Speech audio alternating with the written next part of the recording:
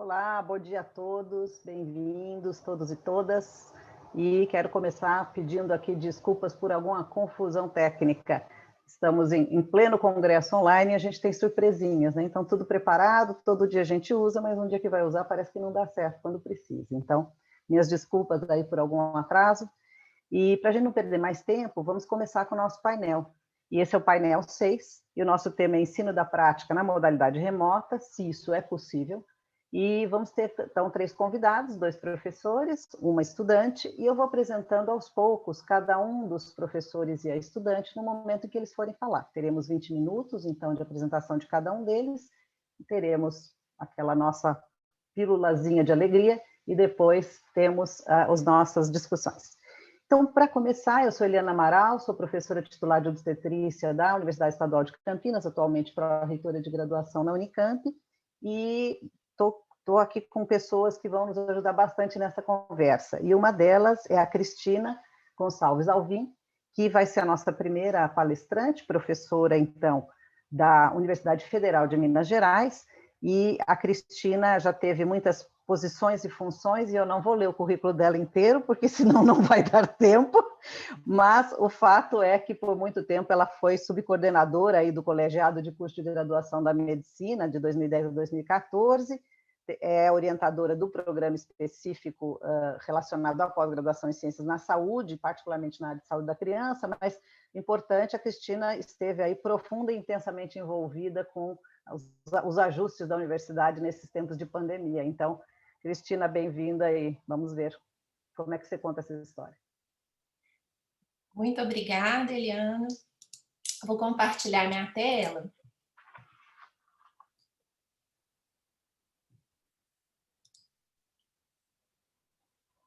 Está possível de ver? Sim. Ah, sim.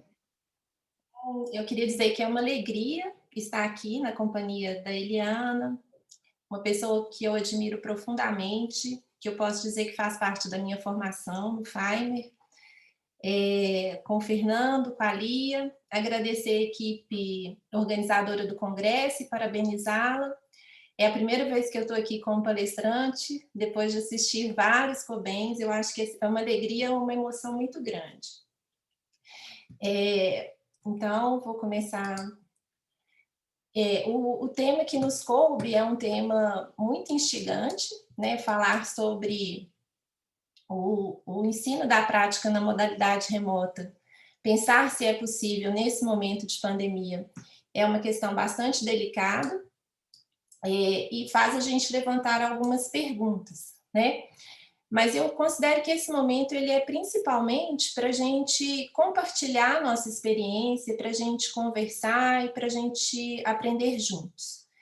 Então, eu vou falar um pouco sobre como foi o enfrentamento da pandemia, principalmente em relação ao ensino na UFMG, algumas reflexões sobre a prática clínica nesse momento, o que falta, o que fica e o que será. Então, a gente volta lá em 18 de março, né, de 2020, e eu, como assessora da saúde para a reitoria, eu falo que eu estava na cabine do avião que sofreu um pouso forçado, né? A interrupção das atividades presenciais foi um momento, assim, muito inusitado, nunca vivenciado antes pela universidade, e não foi simples de se vivenciar. Mas logo no início foi composto um comitê de enfrentamento para essa situação, e como um problema extremamente complexo, né, a pandemia por Covid não se restringe a um problema da saúde, esse comitê foi composto por diversas pessoas de diversas áreas do conhecimento, né? Então, haviam pessoas da saúde, da biologia, da comunicação, das ciências políticas, da psicologia, e esse grupo, juntos, começou a pensar sobre o que fazer nesse momento.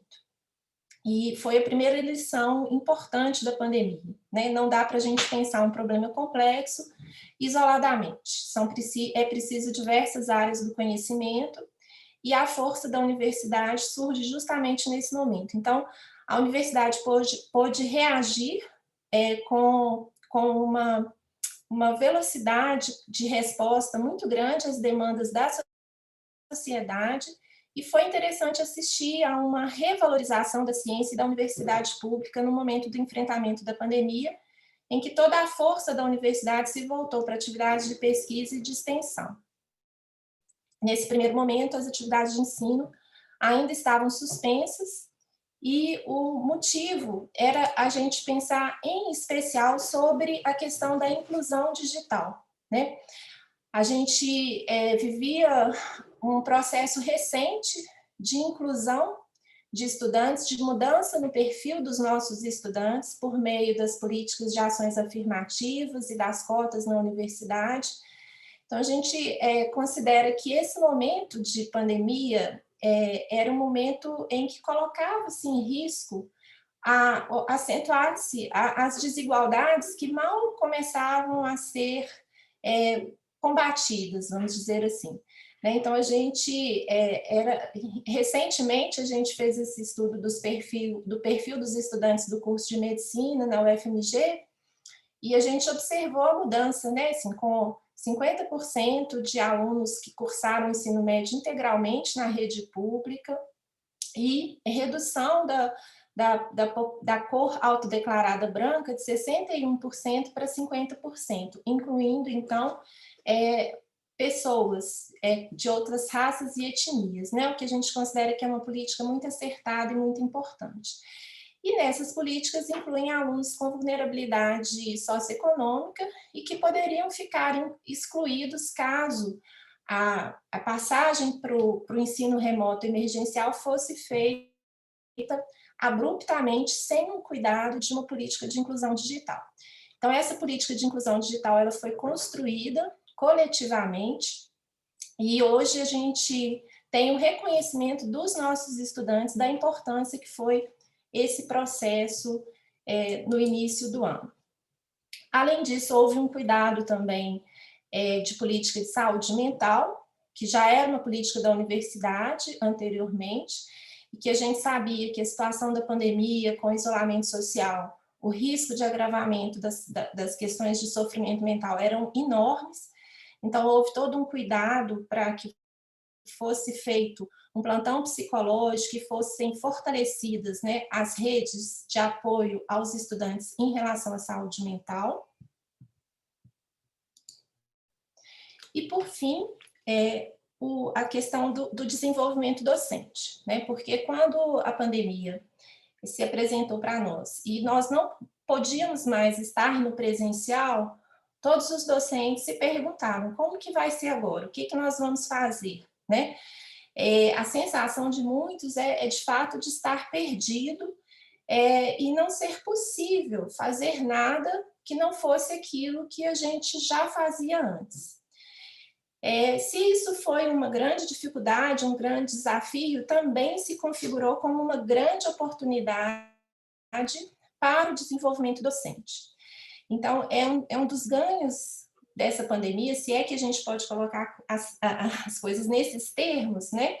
Mas foi observar o envolvimento do corpo docente com as oficinas, com os webinários, os cursos, né, a participação maciça de docentes de todas as áreas e de discentes também, tentando entender como manter a qualidade do ensino de uma forma que a gente não estava preparado para colocar de forma emergencial acontecendo. Então, eu convido a todos para visitar essa plataforma de integração docente da UFMG, onde tem esses fóruns, webinários, oficinas, tutoriais, e isso foi, de fato, uma construção coletiva dos docentes da UFMG. Então, foi um legado, né, desse momento que eu acho que vai ficar para depois da pandemia.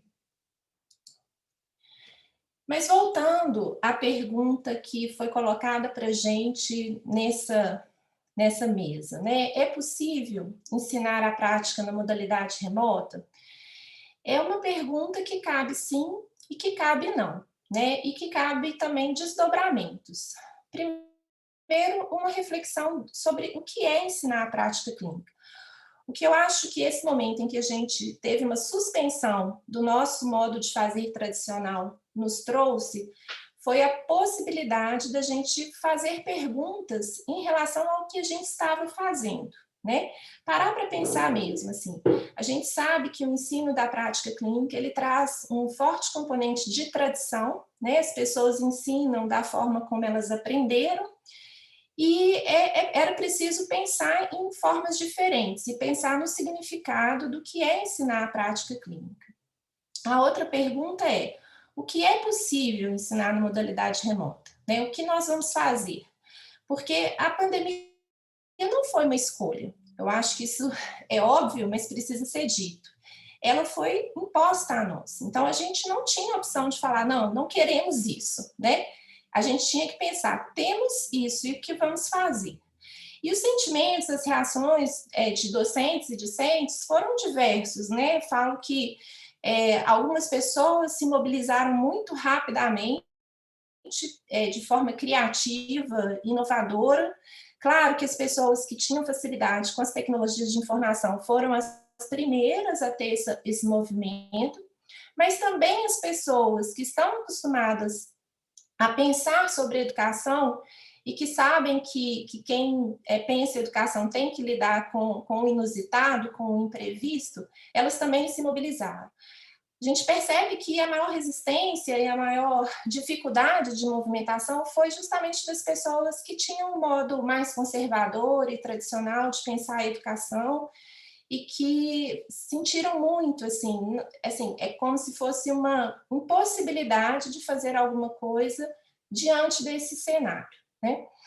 Uma das reflexões que a gente colocou foi quais os problemas existiam com o ensino da prática antes da pandemia, né? Porque diante desse momento, tem um professor que fez uma reflexão sobre ética conosco lá no Comitê de Enfrentamento, e ele colocou uma coisa que eu sempre analiso sobre esse ponto de vista, que a pandemia ela não cria problemas novos. Na verdade, ela agrava problemas pré-existentes.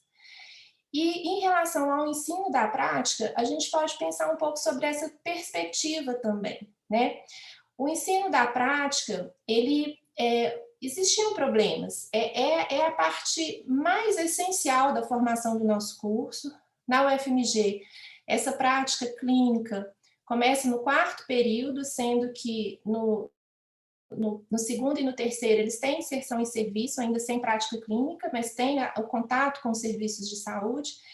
E ficar sem esse contato com o serviço temporariamente foi muito sofrido. Isso nunca tinha acontecido antes no curso, né? Nem nas greves mais longas os internatos foram interrompidos. E nesse momento da pandemia, a interrupção não veio por uma vontade da universidade ou dos estudantes, né? Foi muito por causa dos próprios serviços que precisaram desse tempo para pensar, se organizar, né, fazer novos fluxos, fazer treinamentos. Eles precisavam reduzir o número de pessoas circulando para garantir a melhor segurança.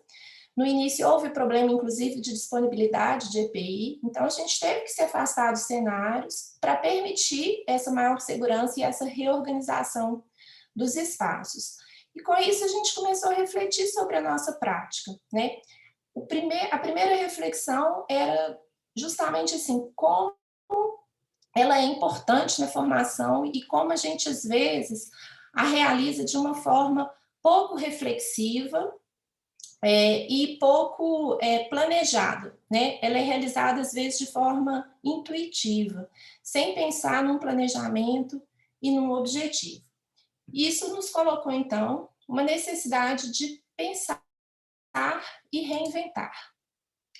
E aí teve um movimento muito forte na Pró-Reitoria de Graduação da UFMG, elaborando diretrizes para esse momento de ensino remoto emergencial, né? A opção foi o termo ensino remoto emergencial, que foi uma opção de diversas instituições de ensino, considerando que a educação à distância é uma outra modalidade de curso e que exigiria uma reformulação e um planejamento para o qual nós não tínhamos tempo, né? De fato, precisava de algo emergencial. E esse documento coloca, né, que educação é comunicação, é diálogo, que a gente precisa entender o estudante como um sujeito autônomo e autor de seu processo criativo. E isso foi a partir disso que começou-se a construir algumas diretrizes para o ensino também na medicina. Colocando que a educação que almejamos, ela deve ser capaz de formar pessoas críticas, curiosas e indagadoras. E, nesse sentido, o momento da pandemia é um momento muito propício para o aprendizado, né? Diante de algo desconhecido, isso é uma grande oportunidade para fortalecer essa capacidade crítica, de curiosidade, de buscar soluções, né? Uma identidade profissional calcada em valores como autonomia e capacidade propositiva. Mas, para isso, a gente precisa abrir espaço e tempo para o pensamento criativo e reflexivo. A gente precisa semear a dúvida, tanto entre professores e estudantes. Com isso, ao invés da gente correr apressadamente atrás de respostas, a gente precisa contemplar essa dúvida e pensar sobre ela. Reconhecer a necessidade de planejar e construir propostas que viabilizassem novos modos de ensinar e de avaliar. A avaliação foi uma crise muito forte, né?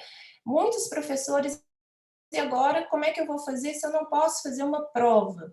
Por que eu não posso fazer uma prova? Porque uma prova online os alunos vão colar, como é que eu vou lidar com isso? Né? Então, esse desconforto foi importante para a gente pensar que avaliar e construir caminhos que favoreçam o acompanhamento e a aprendizagem, identificando tanto avanços quanto desafios. E nesse processo de recriar o ensino e a avaliação, também é importante evitar fatores de exclusão, competição e de controle, né? Promover mais a colaboração. Resumindo esse processo, né, de pensar a educação nesse momento, era um momento para abandonar os paradigmas convencionais que nos fazem reféns das certezas. E foi muito interessante observar, né, assim, diversos estudantes, porque se confundem, né, docentes que viraram estudantes e que pela primeira vez foram pensar sobre avaliação formativa de uma forma realmente consistente e querendo incorporar esses conceitos em suas práticas.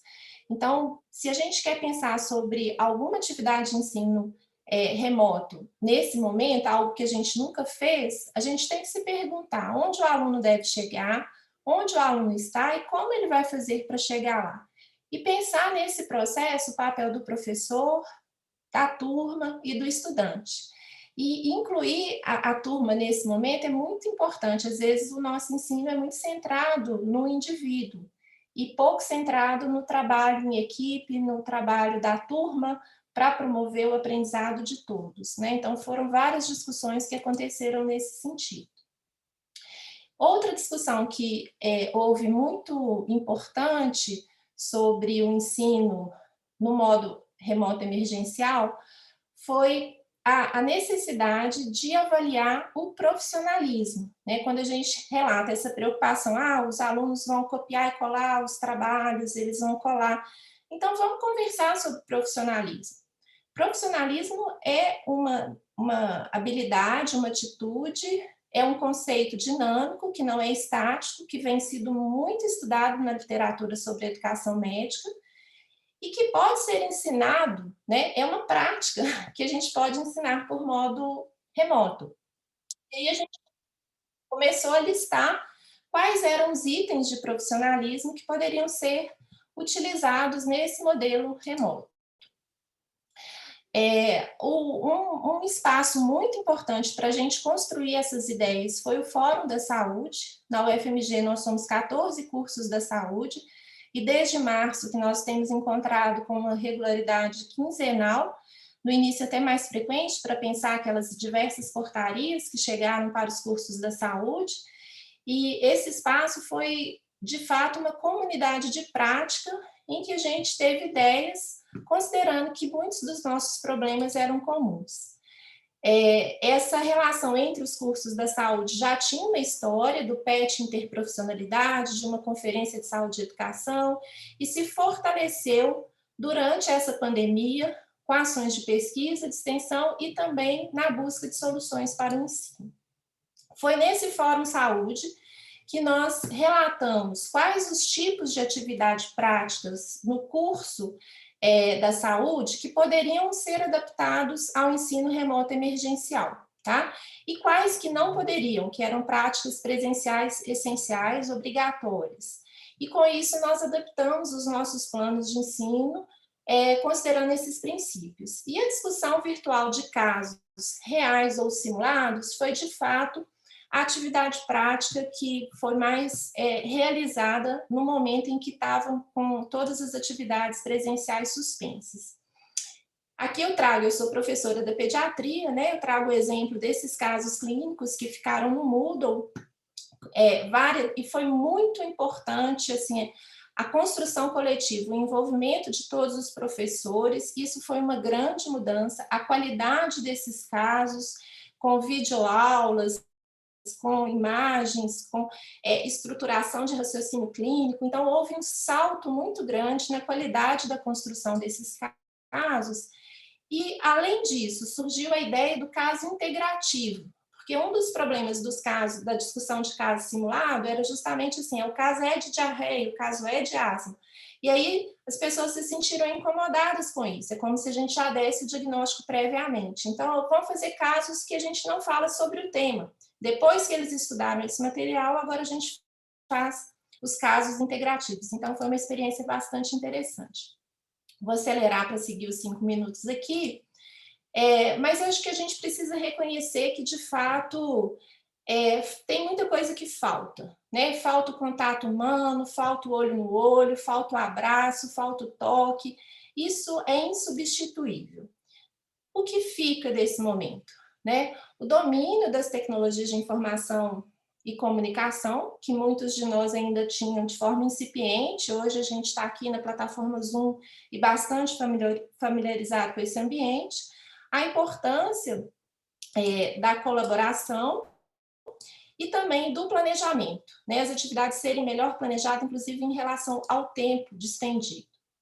Hoje a gente vivencia um momento de grande expectativa para o retorno presencial, com muita vontade de dar certo, muita ciência da nossa responsabilidade social, que nós temos que reinserir nos serviços, não sabemos como esses serviços estarão, né? Temos preocupação com a segurança, temos consciência das incertezas.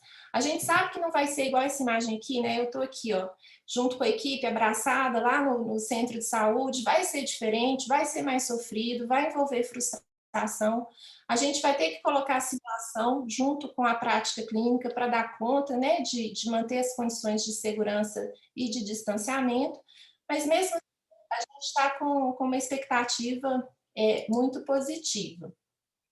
E o que será, né, daqui para frente, do pós-pandemia, a gente não sabe, né? A gente tem muita esperança, depois da tempestade vem o arco-íris, né? Então a gente, como professores, a gente tem que lidar sempre com a esperança, mas o que será e o que vai acontecer, a gente não tem certeza. A gente tem muita vontade que esse legado, né, que esse espírito de solidariedade, de colaboração, ele persista e crie mais frutos para a qualidade do nosso ensino e para o desenvolvimento das pessoas que nós formamos. Esse era o meu último slide. Eu queria agradecer ao FMG, à Faculdade de Medicina, aos meus colegas dos cursos da saúde e, de forma especial, à professora Benigna, que é pró-reitora de graduação, que tem feito um trabalho muito, muito bonito de acompanhar na Prograde, junto com a professora Maria Flores, que é da Faculdade de Educação e coordena a Diretoria de Metodologias e Inovações no Ensino na UFMG. Muito obrigada.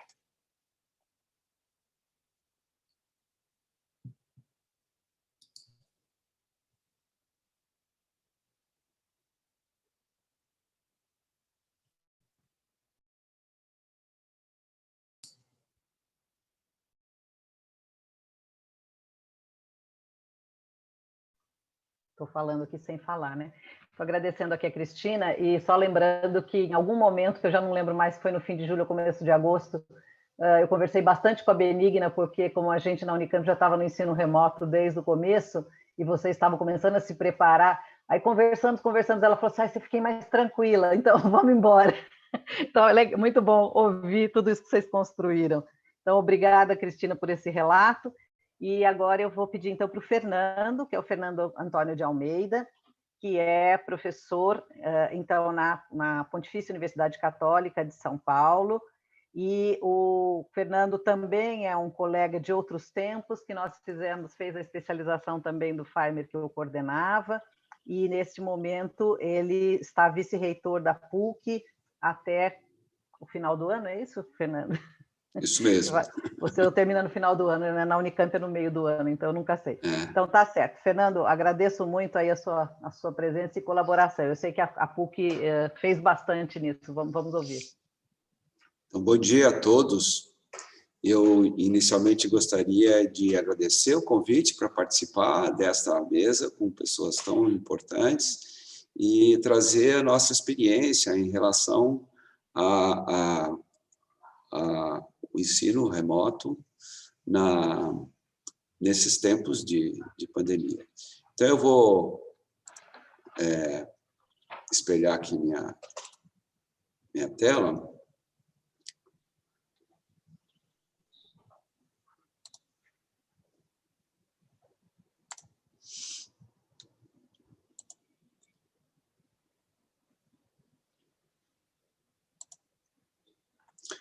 Muito bem.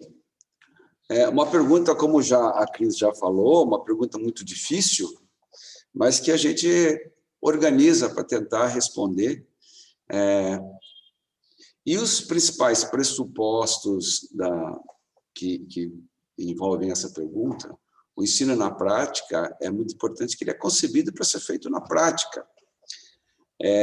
Além disso, o ensino das habilidades, embora exija conhecimentos prévios e complementares, ele precisa ser feito na prática. Os projetos pedagógicos dos cursos de medicina são fortemente baseados em atividades práticas, e assim é também o projeto pedagógico do nosso curso de medicina da PUC, no campus de Sorocaba, que tem, desde o primeiro ano, muitas atividades em diferentes cenários de prática. E vocês depois vão ver um pouco da nossa matriz curricular, onde isso será apresentado. Então, diante desses pressupostos, a pergunta, o ensino da prática na modalidade remota é possível? A pergunta natural seria não. Não é possível. Mas nós estávamos vivendo e continuamos vivendo um momento de exceção, excepcional, emergencial, de incertezas, uma série de outros qualificativos que nós temos ouvido e temos pensado.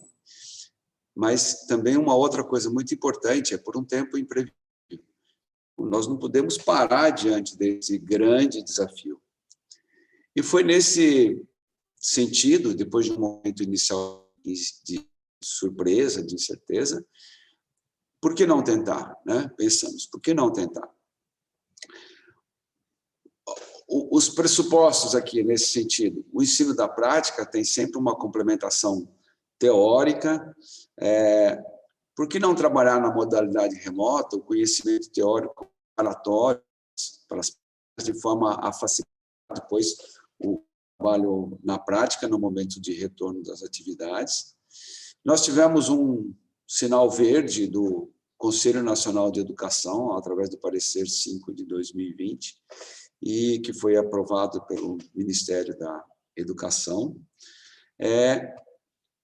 E por esses motivos, então, nossas atividades foram retomadas na modalidade remota, as atividades que nós denominamos de preparação para a prática, ocupando até 20% da carga horária do internato, que no nosso caso é 4º, 5º e 6º anos, e até 80% da carga horária do 1º ao 3º ano.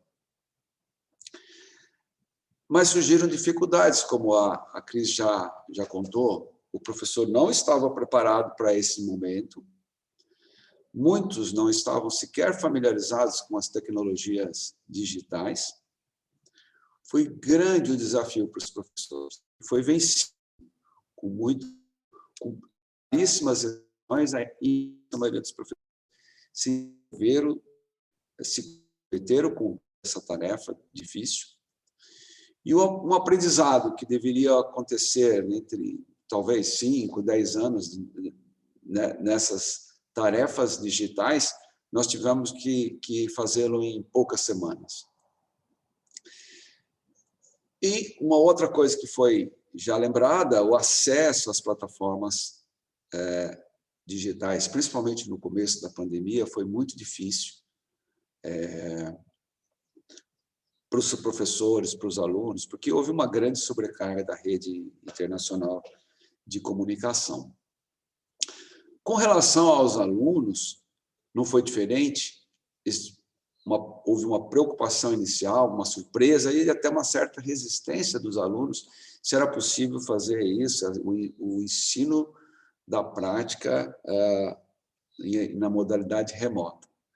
Era evidente este cansaço provocado pela longa permanência em ambiente virtual. Isto foi, de fato, uma preocupação que nos alertou. A interrupção do contato social também foi uma coisa extremamente importante, porque a escola tem um papel essencial, fundamental na socialização dos jovens e das crianças.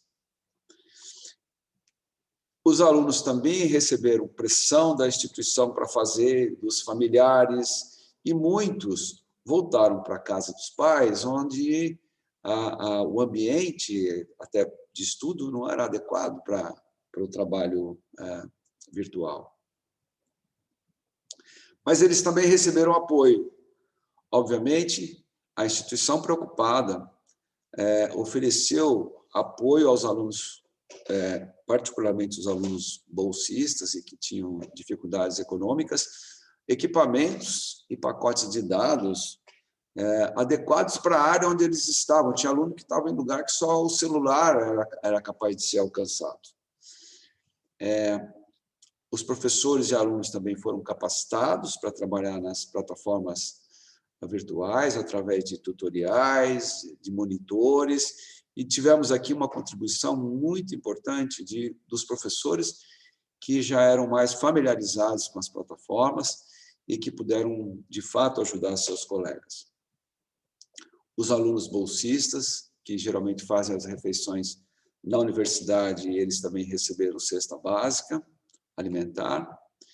E, mais importante de tudo, eu considero o apoio psicológico que foi dado aos estudantes, a toda a comunidade, estudantes, professores e funcionários. Foi criada uma rede de acolhimento e de saúde mental para a comunidade da universidade. Já existia um trabalho regular, um grupo de trabalho da Pró-Reitoria de Cultura e Relações Comunitárias. Eles se associaram à clínica psicológica que serve de cenário de estágio para o curso de psicologia, uma clínica conhecida, Ana Maria Popovic, e muitos voluntários da comunidade também se aderiram a essa estratégia e a esse apoio dado à comunidade. Pois é, e como foi feito isso, né? Então, para contar como foi feito, eu preciso falar rapidamente da matriz curricular do curso de Medicina da Faculdade de Medicina em Sorocaba, que ele tem, nos 3 primeiros anos, os módulos horizontais, as sessões tutoriais de PBL, as sustentações aplicadas de laboratórios, sustentações teóricas. Essa estrutura segue nos 3 anos. E existem também 3 módulos verticais, que são as habilidades clínicas, os estudos orientados, que estão dentro da grade curricular, a mentoria, e as práticas de atenção à saúde, que desenvolve suas atividades, principalmente na atenção primária, mas ela também tem uma mescla de atividades teóricas, de epidemiologia, de antropologia e de reflexão sobre a prática e a estrutura, principalmente a estrutura de saúde do Sistema Único de Saúde. Essas coisas que estão em azul, que se te contar, são as coisas que são práticas, né? Obviamente, o internato, quarto, quinto e sexto ano, o internato rotatório de clínica, cirurgia, pediatria, GO e saúde coletiva, completamente prático. Nos 3 primeiros anos, aproximadamente 50% das atividades didáticas são práticas, enquanto no internato 80% das atividades são práticas. Então, como foi feito isso? As habilidades, eu vou falar, obviamente, das coisas práticas. As habilidades, foi oferecido um suporte teórico preparatório para a prática, utilizando-se figuras, vídeos curtos e, quando possível, exercícios entre as pessoas mais próximas da família, de amigos que estivessem próximos nesse confinamento. Quer dizer, tivemos que ser criativos nesse sentido. Com relação ao primeiro ano, aconteceu uma coisa interessante, porque ela principalmente trabalha as habilidades de comunicação, e os próprios professores fizeram casos clínicos padrões, onde eles serviam como pacientes, eles eram atores como pacientes para os alunos praticarem as habilidades de comunicação. E foi muito importante isso, e foi muito interessante. Depois, se tiver tempo, até conto uma historinha. As sustentações de laboratório, as práticas de laboratório, foram mais facilmente transportadas para as atividades, para a modalidade remota, porque demonstrações, simulações de peças, lâminas, essas coisas são mais facilmente aplicáveis ao meio virtual.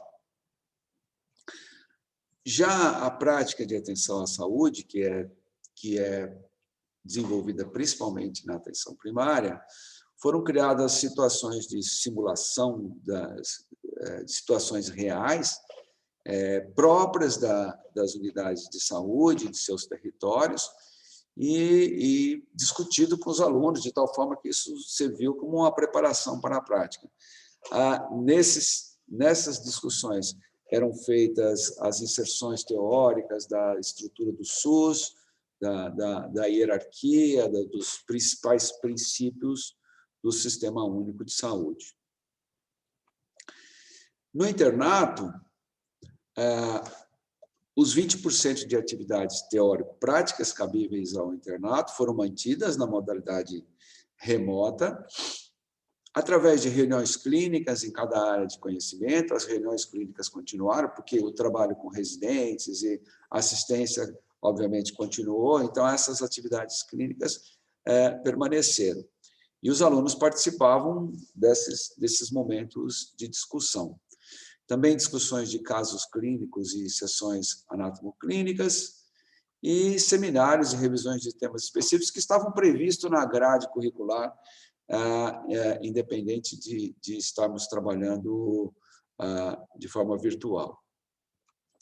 Já as atividades práticas de ambulatório, enfermaria, centro cirúrgico, mesmo atenção primária, foram suspensas e foram retomadas depois que o governo do estado de São Paulo permitiu, a partir do início de setembro, para o quarto e quinto ano, e o sexto ano já tinha reiniciado as atividades em junho, bem no início de junho, talvez no último dia de maio, e de tal forma eles poderem completar suas atividades ainda neste ano e se formarem. Vai sobrar uma parte das atividades práticas a serem trabalhadas no início do ano de 2021, e as adaptações da agenda e do calendário escolar está sendo previsto esse intensivo no começo de 2021. eu queria mostrar para vocês uma avaliação que fizemos no fim do primeiro semestre com relação a essas práticas que tivemos a iniciativa de fazer. Foi um projeto, um trabalho de uma mestranda do Programa de Educação nas Profissões da Saúde. E a principal pergunta do estudo era qual foi o impacto da pandemia e do ensino remoto na vida dos estudantes e dos professores, particularmente em relação à transferência das atividades presenciais para a modalidade remota. Foi um questionário enviado a todos os alunos e professores do primeiro ao terceiro ano, porque, nesses casos, eles tinham nós não trabalhamos do quarto ao sexto porque eles estavam tendo só atividades teóricas. E, de um universo de 304 alunos, 195 responderam e 51 professores de 71 que têm atividade do primeiro ao terceiro ano responderam o questionário. O trabalho está apresentado num pôster que está aqui no Congresso. Não sei se vocês conseguem ver aqui em cima, tem o número do pôster, para quem quiser olhar com cuidado os dados. E eu vou mostrar para vocês um recorte aqui das coisas das atividades práticas. Mas, para comparação, vou mostrar também uma atividade típica de atividade teórica, que foram as sessões tutoriais. Então, foi perguntado aos alunos quantos diferentes aspectos dessa atividade foram modificados em relação à prática. E estão mostrados aqui em vermelho as avaliações negativas, em laranja as avaliações neutras e em verde as avaliações positivas. Como muita coisa é comparável, então a avaliação neutra é como se dissesse, olha, a ensino presencial ou remota é igual. Então, em relação à experiência que os alunos viveram com relação à tutoria, neste período, a experiência foi positiva e eles consideraram que os objetivos de aprendizagem foram alcançados para a maioria deles, mas quando se compara a tutoria remota e presencial, eles tiveram uma avaliação francamente negativa, assim como uma avaliação negativa do próprio desempenho. Para uma atividade prática de habilidades clínicas, a mesma opinião dos estudantes foi de que viver a experiência das habilidades clínicas como ensino remoto foi ruim, os objetivos de aprendizagem foram pouco atingidos e, em comparação com a atividade presencial e o que elas trouxeram de benefício, francamente, é uma avaliação francamente negativa dos estudantes. Foi também perguntado para eles se essa transferência para o ensino remoto, quanto isso comprometeu o bem-estar e o desempenho dos alunos. E, não de forma surpresa, o cansaço excessivo decorrente do ambiente remoto foi a que teve o maior score de que teve um grande comprometimento do bem-estar e do desempenho dos alunos, seguido pela perda do contato pessoal entre os estudantes, a impossibilidade, que é mais ou menos a mesma coisa, né, de visualizar todo o grupo simultaneamente, e a perda de contato pessoal com o tutor ou o professor durante as atividades. Perguntado o que se poderia deixar caso fosse necessário manter a atividade remota nos próximos meses, semestre, ou que nós não sabemos o que vai acontecer, a grande maioria entendeu que as atividades teóricas podiam ser mantidas, mas ficou claro que as atividades práticas francamente práticas de atenção à saúde e às habilidades, impossível de ser mantida por períodos longos nessa modalidade. E os professores, o que achar? Aqui eu coloquei só a impressão negativa, comparativamente, alunos e professores. Com relação às habilidades, vejam que os professores têm uma avaliação negativa melhor, ou seja, eles não veem tão negativamente as atividades, a experiência, os objetivos de aprendizagem, mas, comparativamente aos estudantes, entendem que a atividade na plataforma presencial é melhor e que isso não oferece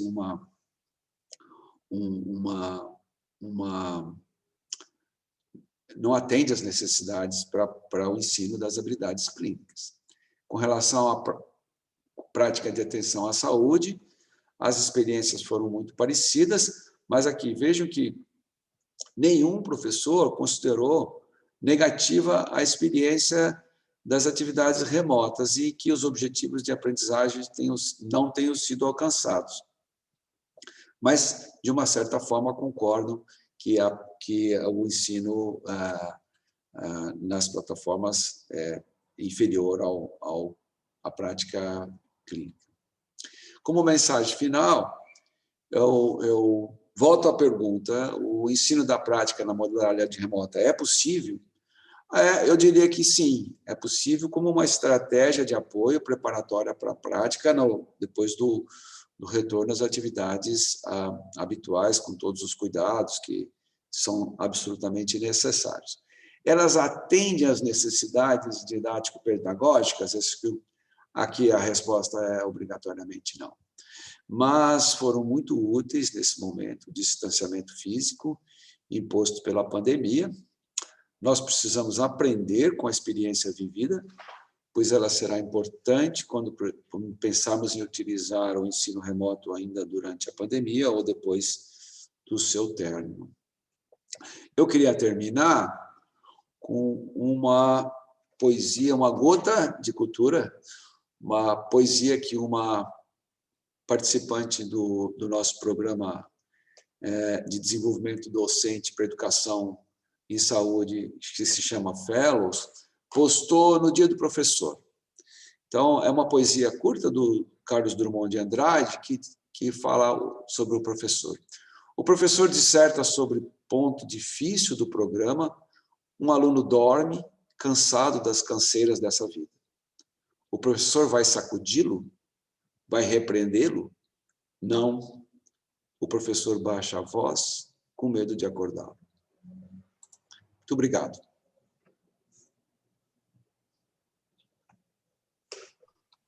Obrigada, Fernando. Bela poesia. Acho que ela tem aí ela encerra um pensamento. Ela encerra um pensamento muito importante e que já foi salientado pela Cristina, que eu pelo menos observei, vamos ver o que a Lia acha disso, muita empatia de todos os lados nesses momentos difíceis que a gente viveu esse ano. Então, agora nós vamos ouvir a nossa última palestrante, que vai ser a Lia Souza Rocha, que é uma acadêmica de 5º período da Faculdade de Medicina da Universidade Federal do Pará, no campus de Belém, e ela é coordenadora discente da região norte da ABEM e regional da região norte da Direção Executiva Nacional dos Estudantes de Medicina. Lia, super bem-vinda. Vamos ver os seus olhos sobre tudo isso. Oi, bom dia. Eu quero agradecer, mas antes de tudo cumprimentar a todos na presença aqui dos componentes da mesa, a doutora Cristina, o doutor Fernando, a doutora Eliana. Muito obrigada pela partilha, obrigada pela oportunidade, obrigada por esse congresso muito incrível que a ABEM tem organizado. Eu vou compartilhar aqui a minha tela e vou começar a apresentar sobre uma perspectiva que...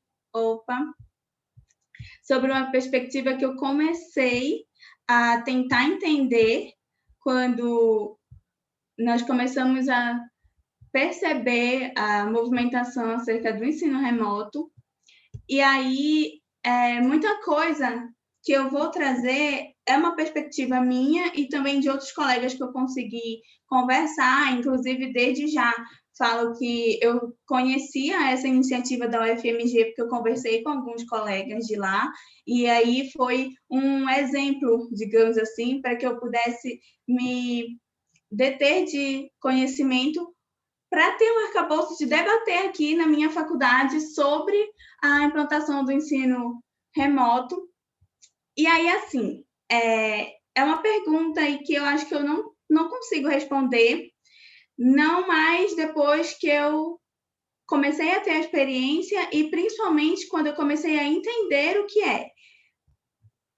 Mas aí, antes de mostrar o meu ponto de vista, eu retomo pelo contexto, né, que é sempre importante a gente estar debatendo em relação a ele, que é o cenário educacional frente à pandemia, porque a gente se viu diante de obstáculos, desafios que a gente não conhecia e que nós não escolhemos. Foi algo que foi imposto, que nós tivemos que nos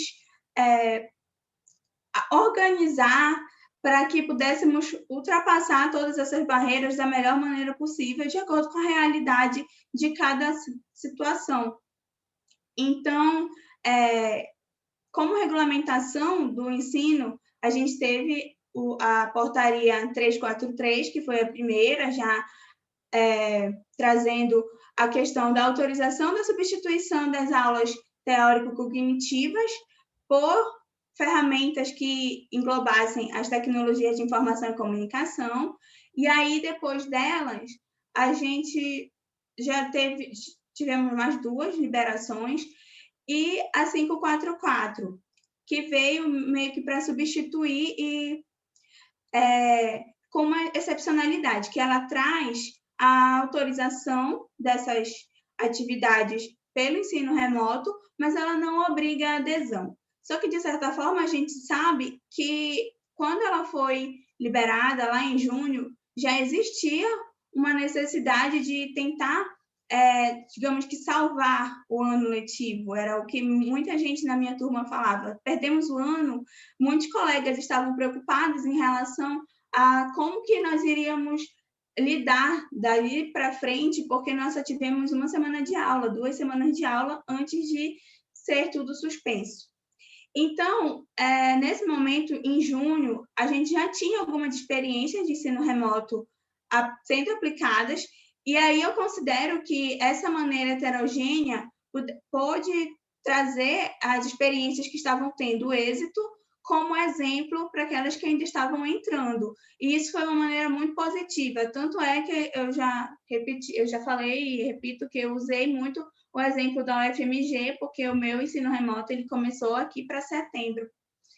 E aí, como exemplo aqui para ilustrar, eu trouxe duas manchetes de jornais via digital, que é a questão de que faculdades privadas contrariaram a regra de não oferecer prática online e ter faculdade pública, e também eu já verifiquei que teve faculdade privada que também optou por oportunizar as aulas teóricas antes de aplicar as aulas práticas. É como se eles realmente estivessem fazendo uma preparação para que os alunos fossem inseridos paulatinamente no cenário prático novamente.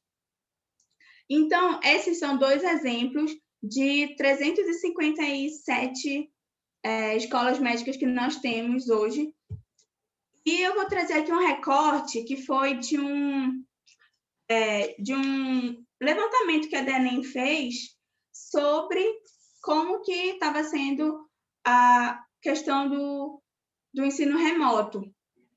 O GT, sobre o ensino remoto da Coordenação de Educação, se juntou com algumas pessoas de outras coordenações que puderam ampliar a questão da força-tarefa, de conseguir o máximo de informações.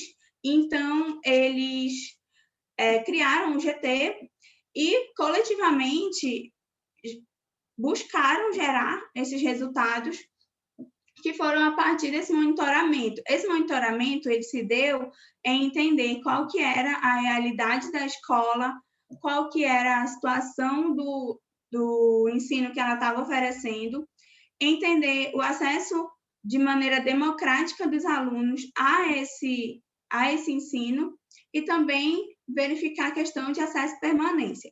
Aqui eu vou me deter em 3 pontos só, que é a questão de qual que é a sua instituição de ensino superior, é privada ou é pública. Das nossas 177 respostas que foram fornecidas pelos centros acadêmicos, nós tivemos sumariamente 98 escolas, que correspondem a 55,4% privadas, e o restante são escolas públicas. Dentre esses, a gente tentou identificar se houve modificação no plano pedagógico curricular durante o período da pandemia, como uma tentativa de resolução das questões que surgiram pelo isolamento. Então, nós tivemos algumas respostas em relação a sim, não e não sei. O sim e o não foram majoritários, mas o percentual maior foi de não. Então, até o momento que a gente aplicou esse levantamento, a gente não conseguiu identificar quais escolas e como que essas escolas estavam se ajustando aos novos entraves que a pandemia trouxe. E aí, assim, a gente não trouxe dados específicos das escolas fazendo atividades práticas, mas eu vou falar um pouco no campo de prática, eu vou trazer aqui os dados que está meio embaçado. Nos campos de prática, a maioria das escolas, que é cerca de 60%, possui campos próprios e convênios com o município. Cerca de 34,5% possuem somente convênios com o município e 5,6% possuem apenas campos próprios. Mas o que é que eu quero falar com isso se é prática presencial e a gente está debatendo prática no ensino remoto? É que, quando os alunos começaram a entender qual que era o perfil do cenário que ele tem para a prática, eles conseguiram também compreender qual que seria a nova estratégia que a instituição que ele é vinculado adotaria dali para frente. E isso gerou uma mobilização, fez com que os alunos conseguissem se sentir um pouco parte do processo e buscar que eles fossem também entendidos, fossem escutados, para que conseguisse fazer-se ouvir as nossas demandas. Por exemplo, tem uma iniciativa que eu julgo assim, muito, muito pertinente de compartilhar, que é a do diretório acadêmico da Faculdade de Campos dos Goytacazes, no Rio de Janeiro. Eles conseguiram fazer um levantamento do plano pedagógico do curso, conseguiram organizar como que poderia ser feito o retorno das aulas, mesmo pelo ensino remoto, e garantir que houvessem as práticas presenciais. E aí, isso para mim foi um exemplo, porque eu estava nessa época na mobilização com a minha faculdade. A gente estava tentando garantir que as nossas práticas fossem asseguradas, mesmo que a gente não conseguisse agora, por conta de dividir espaço com o internato, ou por conta de a gente ainda ter um número grande de infectados aqui em Belém. Mas, infelizmente, né, a gente vai passar aqui, eu vou falar um pouco da minha realidade. E aí, aqui eu aproveito para convidar todo mundo que tiver interesse a participar do seminário do CENEPES, as inscrições estão abertas, é só ir lá na página da DENEM que vocês conseguem acessar. E aí, assim, ter práticas no ensino remoto é impossível. Acho que foi o que eu mais falei durante todas as discussões que a gente teve com a minha turma, com o pessoal do colégio ou da faculdade. E aí, eu fui buscar como que eu ia sustentar essas práticas impossíveis pelo ensino remoto. E aí eu volto, né, para algo que a gente fala muito, que é a questão das DCNs e o nosso currículo médico. Que a DCN, ela prevê que o graduando ele deva ter uma formação baseada no compromisso com respeito, defesa da cidadania, dignidade humana, integralidade do ser humano. E aí, como eixo transversal, ela prevê a prática dos determinantes, de acordo com os determinantes sociais do processo saúde e doença. Então, eu entendo isso como uma necessidade de que, para eu conseguir adquirir habilidades e competências, eu preciso estar entendendo a realidade que eu vou estar inserida como profissional. E aí, assim, quando a gente pretende identificar um perfil do graduando como médico e que mais tarde, quando ele se forma, ele precisa ter competências que ele adquiriu na faculdade, a gente tem que entender também que, de certa forma, essas competências elas estão sendo perdidas em algum momento quando a gente coloca o aluno para ter uma aula prática via ensino remoto. E aí, por conta disso, eu trouxe também a aquisição de habilidades e treinamento. Mas como assim? Eu sei que a curva de aprendizado é um conceito que ele é muito usado mais na cirurgia por conta da necessidade de ter repetição e treinamento. Só que se a gente parar para analisar longitudinalmente, a gente vai entender que o aluno ele precisa estar inserido no serviço de prática desde do seu início na graduação. E aí, ao longo do período do curso, essas práticas elas vão ganhando intensidade, esses percentuais de aulas práticas em horas, eles vão aumentando, até que a gente chega no internato com uma carga horária maciça de aulas práticas em detrimento das aulas teóricas. Então, como é que eu vou ter a aquisição das minhas habilidades se eu não estou tendo esse treinamento? E aí também eu coloco a questão das habilidades de comunicação, principalmente, porque como a gente está em um período que o isolamento ele é fundamental para conseguir a segurança da saúde coletiva, a gente acaba se afastando um pouco mais. O que mais eu tenho escutado é que a tecnologia aproximou. Sim, ela aproxima bastante. A gente não estaria fazendo um congresso se não fosse o avanço da tecnologia e ele não estaria sendo online dessa forma como está sendo. Só que, se a gente parar para pensar em como que a gente tem lidado com essa questão de eu conversando com os meus colegas de turma via uma tela, eu não consigo ver o meu professor, eu não consigo ter o convívio, algumas coisas vão se perdendo também nesse meio do caminho. Alguns pontos importantes que eu posso estar praticando e colocando lá como uma atitude profissional, de ter um pouco mais de empatia até com o meu paciente, de entender o que o meu paciente fala a partir da comunicação dele, eu não estou adquirindo porque eu estou distante. E aí a gente cai na ruptura do aprendizado e informação. Porque um exemplo assim que eu todos os dias eu penso é que eu fui segunda-feira para a aula, eu estive segunda-feira no ambulatório, na terça-feira eu já não saí mais de casa. E aí, desde então, eu estou pensando, é só um pouco, daqui a pouco vai melhorar, daqui a pouco a gente vai voltar. Só que desse daqui a pouco já se passaram 6 meses, e para alguns chegou e para mim ainda não. A gente tem que entender que é algo do momento e que tudo está sendo muito impreciso, mas também compreender que já houve essa ruptura no aprendizado e informação. Quando voltou o ensino remoto, quando o ensino remoto começou, a gente voltou das primeiras semanas, porque já tinha mesmo começado, e era pouco, voltou o conteúdo do zero. E eu revi a aula que eu vi na segunda-feira. E aquilo para mim marcou porque eu já tive 2 perspectivas, a presencial e a online, e as 2 me trouxeram coisas de maneira diferente.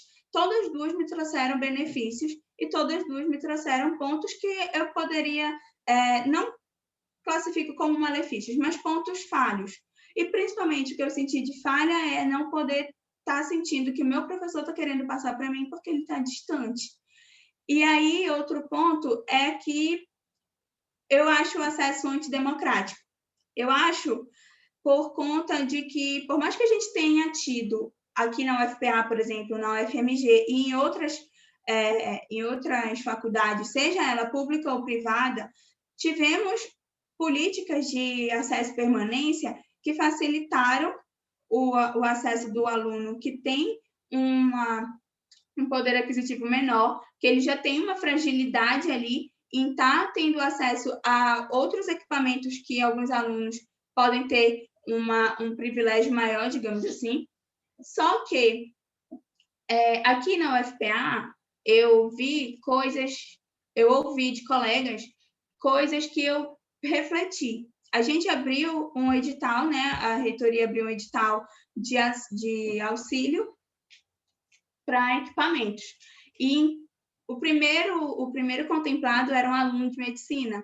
E isso me deixou feliz, porque era um colega que ele realmente já estava... Ele pensou assim, quando a gente conversava, ele falou, Lia, eu não sei se eu vou conseguir participar, eu estou tentando ver como é que vai acontecer, qualquer coisa eu vou trancar o curso, porque às vezes eu faltava aula por falta de dinheiro de ônibus e agora talvez eu perca a aula porque eu não tenho acesso à internet, o meu computador não funciona. E aí eu parei para pensar, porque a minha realidade não é a realidade do outro. E por mais que a gente tenha essas políticas, a gente ainda não consegue contemplar uma população verdadeiramente majoritária que necessite estar incluída tanto quanto aqueles que podem ter um acesso mais facilitado. 5 minutos. E aí, meu Deus, 5 minutos, ok, tá. E aí, o que é que vem sendo realizado? As discussões dos casos clínicos, os usos dos simuladores online, os vídeos demonstrativos e a imersão em realidade virtual. Quando eu comecei a ter contato com isso, eu comecei a pensar, pode ser que seja possível, não é tão impossível assim.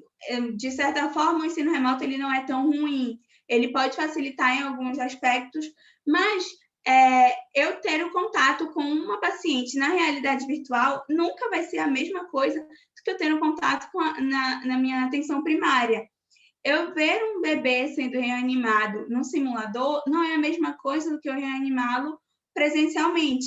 Então, eu tive reanimação neonatal online e eu estou até agora tentando repassar os passos para que eu não perca isso quando eu precisar na prática. E eu não tenho noção de quando eu vou precisar na prática. A discussão dos casos clínicos, elas são muito pertinentes, a gente já faz isso no presencial e eu não consigo identificar tantos problemas na parte online. Mas eu acho que tem uma questão da gente entender que a força de trabalho do professor ali, a gente acaba tendo um distanciamento e o próprio professor fala, a gente já sentiu isso. Tem uma aula que ela me marcou muito, foi a professora falar que ela não sabia como ensinar uma cardiopatia congênita sem ser presencial. Então, a gente ia ter um desafio ali. E aí, quando a gente passa para o caso clínico, a gente fica imaginando como é que eu vou aplicar isso quando eu tiver meu paciente. Então, é tudo muito na imaginação, é tudo muito no lúdico, é tudo muito incerto.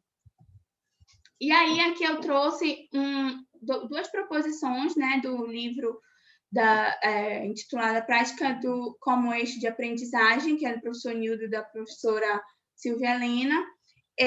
Eu li esse capítulo que se chama A Prática como Aprendizagem quando eu precisei me deter de arcabouço teórico para conversar na minha faculdade. E aí eu vi que muita coisa que a gente já praticava, a gente tinha que tentar resgatar isso para o que a gente estava fazendo no ensino remoto, que é a questão da interdisciplinaridade e proporcionar para alunos vivências distintas. Se a gente parar para pensar, a gente está tendo uma vivência distinta do que a gente teria se fosse no normal, tradicional, digamos assim, de estar indo frequentemente para centros e serviços de prática em cenário vivo. E aí, entender que a prática como eixo estruturante para o processo de ensino-aprendizagem, ela é um pilar, ela é muito importante. É em cima dela que a gente se constrói como profissional. É em cima dela que a gente vai aplicar e sedimentar todo o nosso conteúdo teórico. Então, se ela não tem, a gente vai ficar com uma lacuna e aí a gente tem a possibilidade de não preencher essa lacuna no futuro. Aí eu trouxe aqui um trecho que ficou muito marcado, que é a questão: as propostas de formação que privilegiam a prática profissional como eixo de aprendizagem identificam o potencial motivador da inserção na realidade, investindo em observação e questionamento crítico que se desdobrem na formulação de interrogações contextualizadas. Isso, para mim, é o mais importante, porque é o que me demonstra que eu realmente, a partir da minha prática, eu vou poder ter um conhecimento e fazer um raciocínio clínico de acordo com o que eu já aprendi, tanto na parte teórica quanto na parte prática, para eu ter uma boa prática profissional. E aí, assim, trouxe aqui repercussões a questão nessa carta que foi publicada na Revista Brasileira de Educação Médica em agosto desse ano.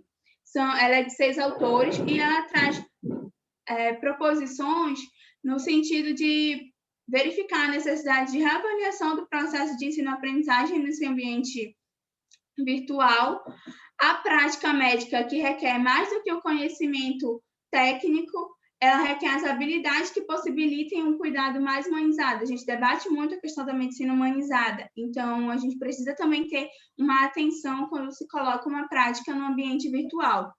E para o pós-pandemia, é indispensável que as instituições planejem um robusto conjunto de ações para garantir ao estudante com paciente que seja, para garantir as práticas para os estudantes de medicina com pacientes que sejam em hospitais ou na atenção primária. E aí, agora, para finalizar, eu pensei, como mensurar o impacto das práticas de ensino remoto ou a ausência delas nos próximos 2 anos e como isso pode impactar também no perfil dos egressos. O que acontece? As práticas foram autorizadas na minha faculdade, só que, infelizmente, por vários motivos, e eu acho que o principal deles é que os meus professores, eles são do grupo de risco, então é óbvio que a gente não vai querer que eles estejam expostos, mas a gente ficou sem prática, e eu estou no módulo que eu passei a minha vida inteira para passar nele, que é pediatria. Eu estava muito ansiosa por isso, e eu estou um pouco frustrada por não estar podendo aprender semiologia mais prática. Eu fico imaginando, e eu não consigo não pensar em como isso vai impactar daqui no meu internato, ou então, quando eu estiver formada, porque, assim, muito se fala que a gente pode recuperar algumas coisas no internato, só que o internato ele não foi feito para suprir a lacuna que as partes dos ciclos anteriores elas deixaram. Ele já tem uma carga horária muito acessível, ele já tem as suas responsabilidades. A gente não pode simplesmente chegar lá sem nunca ter feito um exame físico num bebê. Eu não posso chegar lá para atender na pediatria sem eu ter tido um contato inicial mais abaixo. Então, isso é uma questão de preocupação. E eu acho que, assim, pouco tem se discutido em cima disso, porque a gente tem buscado, principalmente, olhar o que seja urgente agora, tentar sanar os problemas mais urgentes do que os que são realmente mais importantes. Aí eu trouxe aqui a Mafalda com uma homenagem ao Quino, que a Mafalda é um ícone da minha infância, e eu trouxe o Armandinho também, porque, assim, a gente pensa que de tijolinho em tijolinho a gente constrói muros, mas a universidade ela não é local de muro, a universidade ela é local de pontes, e as nossas relações, tanto com o nosso paciente quanto com o nosso professor, ela tem que ser uma relação de ponte, que a gente possa ensinar e aprender, que a gente possa cuidar e ser cuidado de uma maneira que a gente consiga realmente aplicar a integralidade que a gente tanto discute, que a gente tanto debate.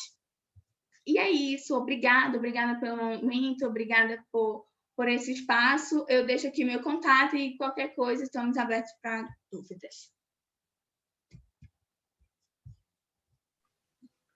Oi, muito obrigada, Lia. Eu acho que você trouxe aí vamos dizer assim, a angústia, né, que eu acho que é muito importante dos estudantes com a preocupação da qualidade de formação, que é, obviamente, a preocupação de todos nós, e a preocupação que nós temos todos, né, como conjunto, em que a sociedade, nossa comunidade aí no país, receba esses profissionais bem formados e com uma garantia, que tenham garantia, né, de um bom cuidado técnico e humanístico dos dois lados, obviamente, e você trouxe isso muito bem. Bom, antes da gente começar, então, acho que as nossas perguntas, acho que nós temos aí um minutinho de alegria. Cadê nosso minutinho de alegria, de poesia, de arte?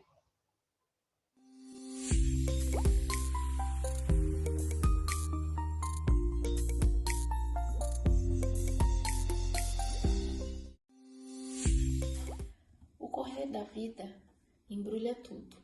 A vida é assim, esquenta, esfria, aperta e depois afrouxa, sossega e depois desinquieta. O que ela quer da gente é coragem. João Guimarães Rosa.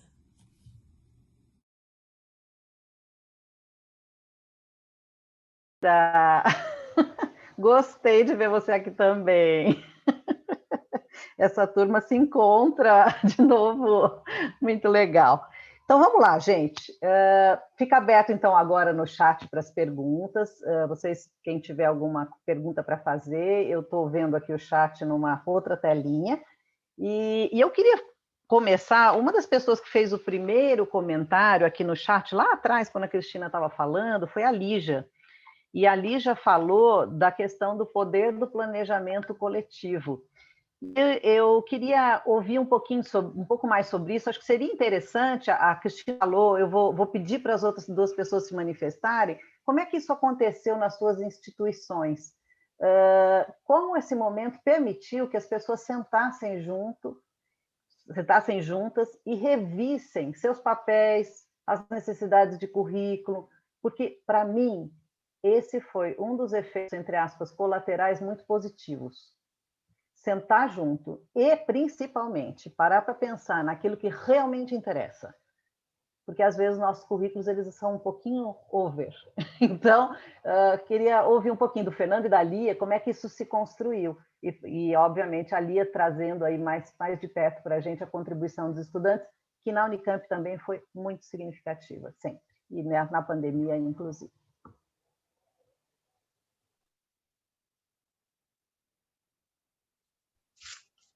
Posso ir, então? Assim, quando nós começamos a debater a questão do ensino remoto, lá na UFPA, foi um pouco complicado, porque cada um tinha uma visão e a gente só tinha uma preocupação, não perder o ano, porque algumas pessoas, elas deixaram bem claro a questão de que não teriam como se manter além do período que a gente está previsto. Na minha turma, a gente tem algumas pessoas que elas são... na verdade, assim, o perfil epidemiológico, meu Deus do céu, o perfil demográfico do estudante, ele tem modificado, né? A questão socioeconômica, ele tem se modificado. Então, isso é muito presente, eu vejo muito, a gente lida muito com essa diversidade aqui na UFPA. E essa era uma preocupação muito grande, de como que essas famílias, elas iriam se comportar, ficar e conseguir se sustentar a partir de uma extensão do curso, digamos assim. E aí, passado esse momento de pensar em si, começar a discutir a questão coletiva, eu vi e me surpreendi, inclusive, de ter novas pessoas dispostas a construir. Nós fizemos um grupo para construir um documento para poder dialogar com a direção da faculdade. O centro acadêmico também esteve sempre muito próximo, eles estiveram num papel fundamental e que foi realmente um ponto-chave de diálogo entre a direção e os estudantes. E aí a gente conseguiu congregar algumas informações, algumas demandas, e conseguiu fazer que, por exemplo, as aulas práticas, até então, elas estavam suspensas do 1º ao 4º ano. Então, a partir do momento que a gente começa a discutir, tem períodos que conseguiram ter a sua organização com práticas, de acordo com as limitações que a gente precisa seguir, e também se tem a possibilidade de inserir professor, porque a nossa preocupação também é essa. E aí a gente conseguiu, de certa forma, uma nova roupagem para o que a gente já estava acostumado aqui, no sentido de movimento estudantil, no sentido de ter pessoas novas envolvidas e entendendo mais como é o processo e dialogando de uma maneira mais aberta. Muito bem, obrigada, Lia. Fernando? Sem voz. É impossível imaginar uma construção desse tipo se não for coletiva e não envolver todas as partes, professores, alunos, funcionários. E nós trabalhamos muito. Eu tenho tenho lembrança de poucos períodos na minha vida que tenha trabalhado tanto. Porque, primeiro, que essas plataformas fazem com que a gente acorde, venha para elas e vá dormir 2 horas da manhã nelas. Então, não tinha horário para reunião, era tudo uma coisa maluca. E aí a gente estava no centro desse furacão aí. E quando tivemos a contribuição espetacular das coordenadoras de curso de medicina e enfermagem, a direção da faculdade, eu ainda fazia a ponte com a reitoria e tal. Então, esse foi foi de fato um período muito difícil, mas que une muito a gente e que a gente aprende de forma muito rápida. Então, isso provoca uma transformação muito rápida no grupo, e de união, de aprendizado e de resultados, eu acho. Diante de tudo que nós vivemos, a Lia chamou atenção aí para essa lacuna, que a gente imagina, tudo isso é para tornar essa lacuna o menor possível, Lia, para que a gente possa garantir a continuidade de todo o processo. E todo mundo está no mesmo barco, eu imagino. E todos os aspectos políticos, acadêmicos, etc., têm que ser levados em conta, obviamente. Mas eu acho que foi um grande trabalho coletivo mesmo. E é bom pensar nisso e poder contar um pouco. Cris, por favor. Obrigada. Algum complemento, Cris? Eu queria, não sei, Eliana, como é que estão as perguntas, eu estou acompanhando aqui no chat, mas eu queria comentar um pouco sobre o que a Lia colocou. Conversar um pouquinho com ela, porque acho que ela fez várias considerações que são muito importantes. Enquanto ela falava, eu escutava muito dos nossos estudantes lá na UFMG. Ela está representando muita gente nessa mesa aqui. E uma coisa que me veio à cabeça, Lia, para a gente pensar junto, assim, a falta que a falta faz. Tem um livrinho infantil, eu sou pediatra e você gosta de pediatria, que chama assim, A Falta que a Falta Faz. É muito interessante a gente ter esse momento para a gente sentir falta das coisas e perceber o quanto elas são importantes. Eu vou extrapolar um pouquinho, porque eu e Eliana, a gente tem uma coisa em comum, além da medicina, da educação, que são as filhas bailarinas. Então, a gente... É o nosso momento coruja, né, Eliana? Isso. Momentos, drops de artes e cultura, aqui também temos umas gotinhas nossas. Ela está até aqui, ó. A minha está falando comigo. E a minha é meio adolescente, naquele ritmo de vida que adolescente tem hoje, né, muita tarefa, cheia de coisa para fazer, ela tinha entrado um pouco em crise assim, com o balé. Será que eu gosto mesmo? Agora que ela está impossibilitada, ela está ávida para voltar para dançar. Ela falou, mãe, quando eu voltar de novo para uma apresentação, eu vou chorar de emoção. Assim. Então, a falta que a falta faz, entendeu? Então, assim, essas lacunas que você coloca, eu percebo também que é uma ansiedade, às vezes, dos estudantes de achar que vai formar sem lacunas. Todos nós aqui formamos com lacunas. E essas lacunas são preenchidas e se criam outras. Você deu o exemplo da reanimação, né? Vou te dar o meu exemplo de formação. Quando eu terminei a residência, eu fui plantonista de CTI. Então, reanimação era uma parte da minha prática. Hoje, eu sou insegura, porque eu me afastei disso. Então, a formação, a educação, ela é permanente, assim, sabe? Assim, não é uma coisa estanque e que fica pronta ao final do curso. A gente tem lacunas e a gente preenche essas lacunas e depois muda, é dinâmico, sabe? Isso é para te trazer um pouco mais de tranquilidade, que os 6 anos do curso são o início da sua formação, que vai se prolongar pela vida inteira. E nesse momento, acho que dá para a gente aproveitar para se formar em outros aspectos, de desenvolver a nossa competência colaborativa, né, como estudantes e como docentes.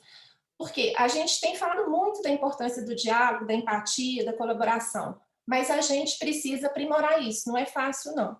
Né? Em vários momentos a gente tem que parar e pensar, será que eu estou de fato praticando aquilo que eu acredito? Esse momento colocou isso para a gente. E por fim, eu acho que quando a gente fala dos pacientes, da importância da prática, né, acho que a gente tem que tomar um cuidado para não objetificar os pacientes. E quando a gente retornar, a gente escutá-los. Será que eles também sentem a nossa falta? Como é que eles estão percebendo esse momento? Tá? Para a gente não chegar ávido, como se fossem objetos. Não são, são pessoas. Eles também estão pensando, eles também estão sentindo. Tá? Eu vou aproveitar e pegar carona aí nessa questão, e o Ricardo, agora aqui mais para o fim do chat, ele veio com essa discussão, né? Nós não sabemos até quando essa coisa vai, né? Então, vamos lembrar qual é a realidade que nós temos hoje. Dando um exemplo aqui nosso, São Paulo teve o ápice aí da pandemia logo no começo, mas o interior do estado de São Paulo, a coisa foi andando com um certo retardo. Então, se hoje na Europa e na Ásia já está em ascensão a segunda onda do Covid, nós aqui ainda estamos na primeira. Se nós vamos sair da primeira e vai aparecer a segunda, ou se nós vamos ficar numa primeira eterna, eterna não, mas de longa duração, mas num nível mais baixo, nós não sabemos. Mas, de verdade, por exemplo, aqui que nós já voltamos no 4º, 5º, 6º ano, o 3º já começou a ter as atividades práticas também, de verdade, a gente não sabe se a gente corre o risco de suspender. E os cenários continuam mudados, os cenários continuam não sendo os mesmos. Aos poucos está retomando, né? Eu acredito que essa deve ser a realidade para todos vocês, acredito que para a Lia também talvez seja alguma coisa parecida. Então, voltando aqui à pergunta e o comentário, na verdade, do Ricardo, ele fala assim, então, como é que vai ser essa volta, né? Não é uma decisão simples, como é que a gente faz isso acontecer? Então, ele dizendo, né, aqui nós estamos pensando na UERJ, tá? Pensamos em reprogramar o curso por turma, realocando as práticas e ocupando espaços com aquilo que é viável e bom.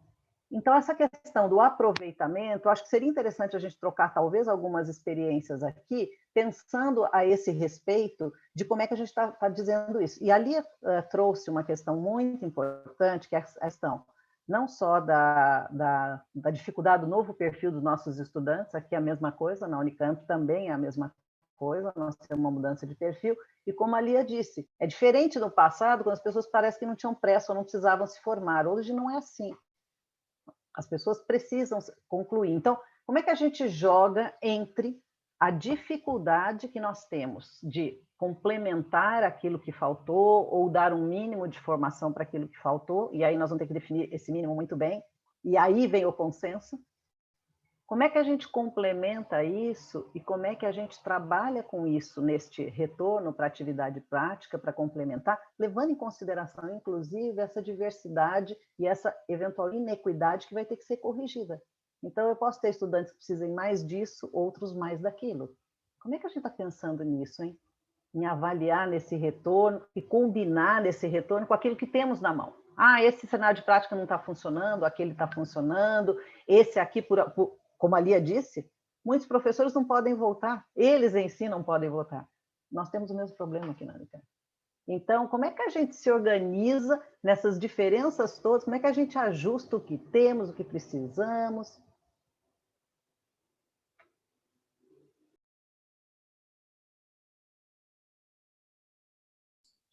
Acho que o silêncio respondeu, né, Elia? Muita variável, muita variável. Começa assim, o pensamento livre. Eu vou começar. Vamos lá. Eu acho que eu vou até compartilhar depois no chat ali o que a gente tem pensado na UFMG, porque a gente está vivendo justamente esse momento de plano de retorno, sabe? Assim, eu concordo quando você coloca assim, que a pandemia no Brasil, né, ela tem uma conformação diferente, assim, a gente ainda... Eu acho que a gente tem que assumir que a gente não sabe muita coisa, né, sobre o que vai acontecer. Eu acho que a gente que é da ciência, a gente sabe que, infelizmente, muitas respostas vão vir depois, né, assim, o que foi, por que foi, e a gente faz o exercício de previsibilidade, mas o cenário mais concreto é de muita incerteza mesmo, né? E aí, acho que a questão é, nós temos que caminhar apesar das incertezas, né? Não podemos ficar parados. Eu acho que o pior cenário é a gente ficar parado, né? Então, vamos caminhar. E aí eu concordo, eu acho assim, primeiro é isso que o colega colocou mesmo, né? Vamos voltar, reinserir nos nossos cenários diante de uma nova realidade que vai ser frustrante, né? Porque a expectativa está muito elevada e a possibilidade a gente ainda não sabe qual que é. Então vamos lidar com essa frustração, né? Que é difícil, mas vamos começar, vamos fazer e vamos continuar inventando novas estratégias para compensar aquilo que não está sendo possível, né? A gente tem trabalhado com uma perspectiva do seguinte, assim, priorizar os estudantes mais avançados, justamente pelas questões de conclusão do curso, né?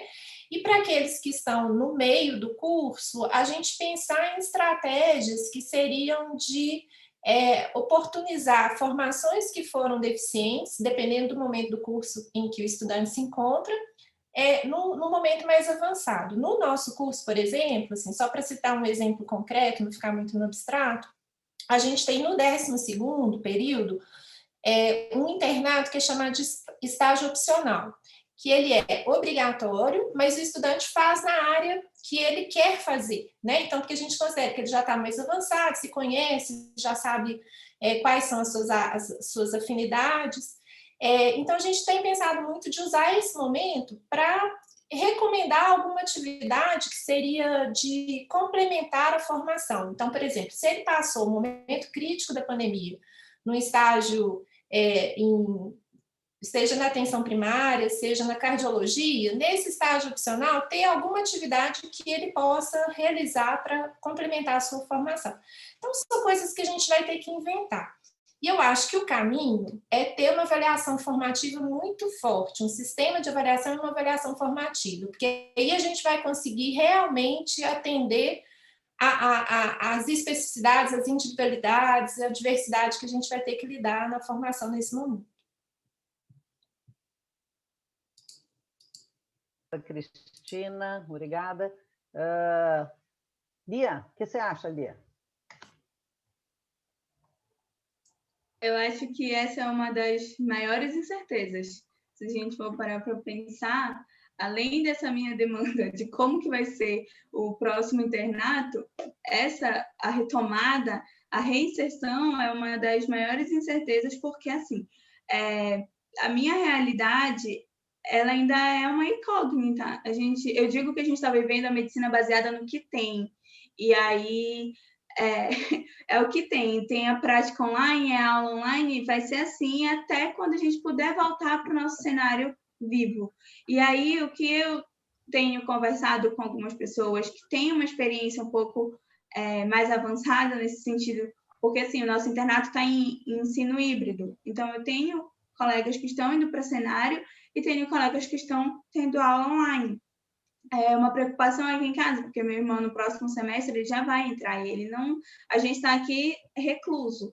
E aí ele tem dialogado também nesse sentido, de como que vai ser. Eu não sei mais nem se eu consigo conversar com o paciente sem ter essa insegurança. Aí a gente treina com o papai, a gente treina entre a gente, mas fica essa necessidade da gente se colocar até mesmo no lugar do outro, né? O que é que ele está esperando de mim? Como é que eu estou esperando dele? O que a professora Cristina falou em relação à objetificação realmente é um cuidado que a gente precisa ter, porque a gente está distante, e aí, quando volta para o convívio, eu precisei sair, assim, acho que umas 2 vezes nesse período agora, bem mais recente, e aí logo que eu passei a voltar para o convívio social, eu não sabia mais lidar com as pessoas perto de mim. Eu ficava receosa, e aí tem toda a questão do nosso psicológico também, que a gente precisa ir trabalhando antes de chegar de volta nesse cenário de lidar realmente com outras pessoas que querem a nossa ajuda, querem o nosso cuidado. A gente precisa também ter atenção nesse sentido. Fernando? Eu só queria responder para a Lia uma coisa interessante. Recentemente, eu tive oportunidade de fazer uma aula de habilidades de exame físico de sistema respiratório, porque faltou um professor que estava com Covid e tal. E, Lia, eu fiquei surpreso o quanto os alunos souberam se comportar bem. Era um ator que estava trabalhando conosco, porque evitar ir para o hospital, etc. E eles se comportaram muito bem, sabiam, sim, fazer as coisas. Então, essas adaptações todos vão ter que fazer mesmo, cada um vai usar as características do seu sistema, etc. Mas a gente não pode pensar que nós estamos... tem muita incerteza mesmo. Mas tudo que a gente faz e que vai acumulando benefício, conhecimento, etc., isso vai trazer uma resposta mais adiante. Pense positivamente também. A gente tem aqui também alguns comentários e uma questão aí sobre como... Acho que tem 2 aspectos aqui que estão perguntados. A Jaqueline, a Jaque para os íntimos, que é lá de Botucatu, ela está comentando aqui como é que está o protocolo de rastreamento, os cuidados com os estudantes, né? Então, para falar um pouquinho disso, eu vou só dizer o que está acontecendo na Unicamp. Na Unicamp está sendo feita a triagem de absolutamente todo mundo com RT-PCR, e a gente tem um aplicativo que você precisa diariamente preencher. Se você tiver qualquer sintoma, você imediatamente tem que ir ao serviço médico para coletar nova amostra, se for o caso, e com todos os cuidados, óbvio, de distanciamento, máscara, aquilo que a gente sabe, mas, em particular, um acompanhamento muito próximo e uma preparação dos espaços para o retorno, por exemplo, ambulatórios. Os ambulatórios vão precisar de um outro nível de distanciamento, preparo. Então, existe uma questão agora que é muito difícil para todos nós, que é um autoinvestimento em mudança dos espaços físicos. O nosso congresso dá bem, mas a odontologia está sofrendo uma barbaridade com isso. Eu acredito que todo mundo aí nas suas instituições tem o mesmo problema, por exemplo, com a odontologia, que precisa de espaçamento.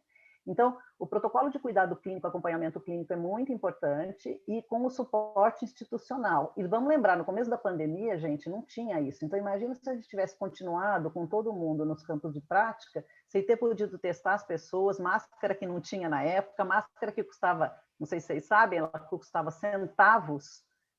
Um mês depois, ela estava custando muitos reais. Então, a mudança de valor do que se investiu, a Unicamp só sobreviveu que conseguiu fazer uma campanha com grande doação, e é o dinheiro de doação que nos permitiu fazer o hospital continuar funcionando na situação específica para a pandemia. Então, nós agora no retorno, existe um investimento e uma organização muito grande. Acho que era importante falar um pouquinho disso, que foi uma das perguntas que veio, e depois tem uma outra pergunta aqui, que eu acho que essa vai ser bem importante, a que está aqui na minha manga.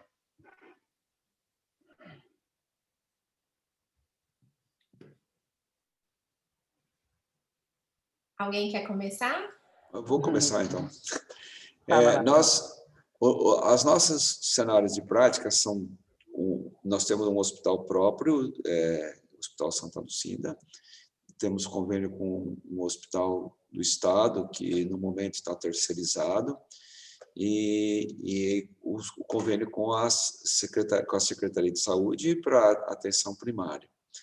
E, obviamente, a gente tem que seguir, a faculdade precisa estar em pleno acordo com esses gestores dos diferentes cenários, e cada um tem suas características próprias. No hospital da faculdade, numa divisão dos hospitais da cidade, ele não recebeu Covid, e as atividades estão sendo reiniciadas regularmente em termos de cirurgia, começa a ter ambulatórios, e que, inclusive, oferece a oportunidade para os cenários de prática, mas isso também tem que ser feito de acordo com cada setor. Os estudantes que têm sintomas, eles comunicam o coordenador de curso, e são orientados com relação ao afastamento e assim por diante, conforme os protocolos habituais de segurança. Só para interromper para dar oportunidade aos outros falarem também. Isso. Obrigada, Fernanda. Eu compartilhei no chat o site da UFMG, onde tem o detalhamento do que a gente está pensando no plano de retorno. Mas, basicamente, ele está estruturado da seguinte maneira. Nós estabelecemos um teto de ocupação das unidades acadêmicas em 20% do número de pessoas. Por que 20%? Para reduzir o fluxo de pessoas e permitir o distanciamento. São duas coisas que são relacionadas, mas não são exatamente a mesma coisa. Essa redução do número de pessoas é justamente para permitir o monitoramento e o acolhimento das pessoas que, porventura, venham a ser casos suspeitos ou confirmados e fazer o controle de surto dos contatos, tá? A gente optou por estabelecer esses 20% sem delimitar o tipo de atividade, considerando que a gente fez uma definição. Esse retorno dos 20% são para atividades não adaptáveis ao modo remoto, tá? Então, ao invés da gente falar assim, a pesquisa volta, o ensino e a extensão ficam suspensos, a gente considera a diversidade de cada unidade, de cada área de conhecimento na sua prioridade para o retorno. Nos cursos da saúde, por exemplo, a prioridade para o retorno de atividade de ensino é muito maior do que em um curso que pode ser feito quase que 100% por via remota. Então, o teto e a unidade vai decidir o que retorna dentro deste teto. O teste não vai ser feito como está sendo feito na Unicamp, né? Assim, a gente vai fazer para os sintomáticos, né? Isso amplia o protocolo do SUS, que é para sintomáticos graves e grupos de risco. A gente aqui, grupo de risco não vai estar no presencial, a gente vai fazer para todos os sintomáticos. E investir maciçamente em estratégias de comunicação, para autoavaliação dos sintomas e que a gente evite que circulem pessoas com possibilidade de ter Covid na universidade. Obrigada, Cristina. Nós temos aí poucos minutos para encerrar. Agora, Lia. Bem, o que você está sabendo aí do que estão fazendo aí?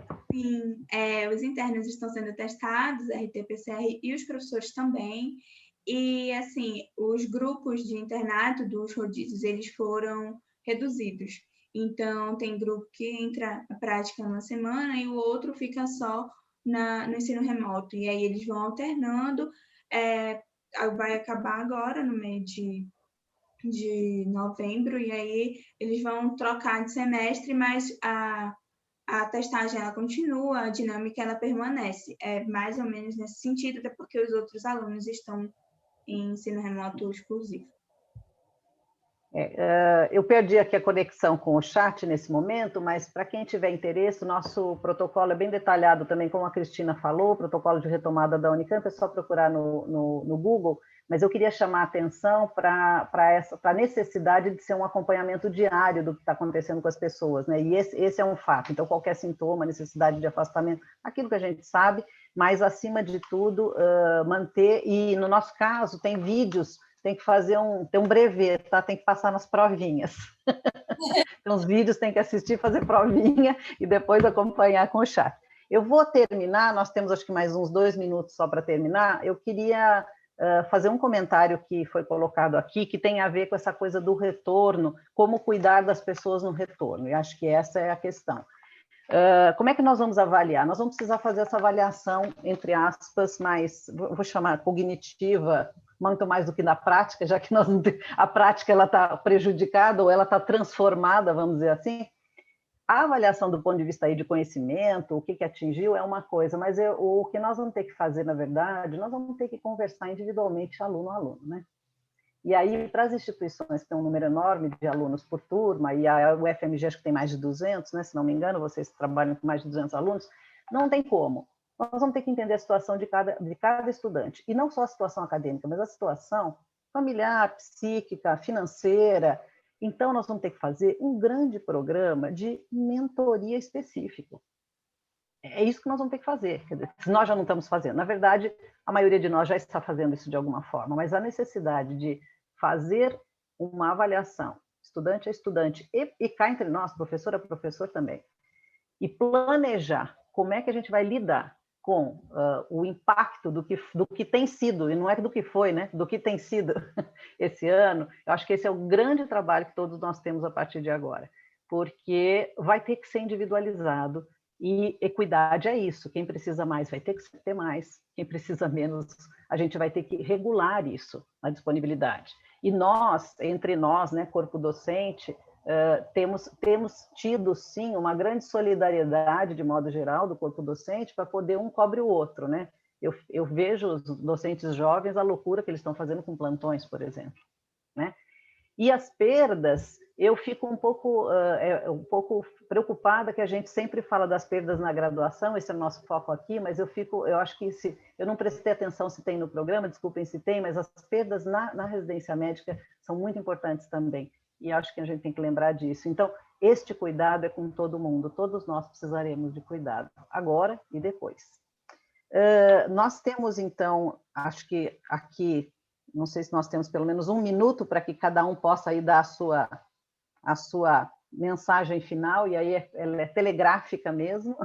Vou pedir desculpas, porque aí a gente é cobrado aqui a cumprir o tempo, embora eu tenha sido responsável por atrasar o início. Peço desculpas mais uma vez. Eliane, eu só queria agradecer a oportunidade de estar aqui conversando com vocês, participando dessa mesa e aprendendo juntos, tá? Assim, muito obrigada. Eu também gostaria de agradecer o convite, a oportunidade de estar presente, ver vocês todos, e espero que talvez tenha contribuído com alguma coisa, pelo menos para provocar a reflexão. Obrigado. Então, eu quero agradecer também, agradecer a partilha, né? Foi um momento muito proveitoso, conseguir ter uma outra perspectiva, e eu espero ter passado também a perspectiva do que a gente tem discutido. Agradecer a ABEM novamente, agradecer o convite, e estamos aqui. Muito obrigada. Bom, então eu quero dizer para vocês que eu acho que foi uma mesa que a gente trouxe uma parte das nossas dificuldades, mas a gente também trouxe as nossas soluções, trouxe as nossas angústias, e mais do que isso, acho que a Lia sintetizou agora um pouquinho, que é esse sentimento de conversando, a gente divide um pouco essas nossas angústias e às vezes passa a rever ou a reconhecer a realidade de uma maneira diferente. Isto foi uma das grandes aprendizagens desta pandemia. E isso foi muito interessante, nós fizemos a nível nacional, fizemos com parceiros internacionais, fizemos muito aqui na Unicamp. Imagina no começo do semestre, né? Quando a gente estava em março, abril, mudando para remoto, as federais não estavam no remoto, e a gente fazendo, a gente tinha que achar parceiro fora do Brasil, quem estava fazendo. E isso foi muito reconfortante para toda a comunidade acadêmica. Então, é isso aí, continuemos nos apoiando, é isso que vai fazer a gente sair dessa, passar para outra, e em algumas coisas acho que até melhor. Então, bom dia a todos, gente, muito obrigada pelo pessoal de suporte, convite da ABEM, fiquem todos bem.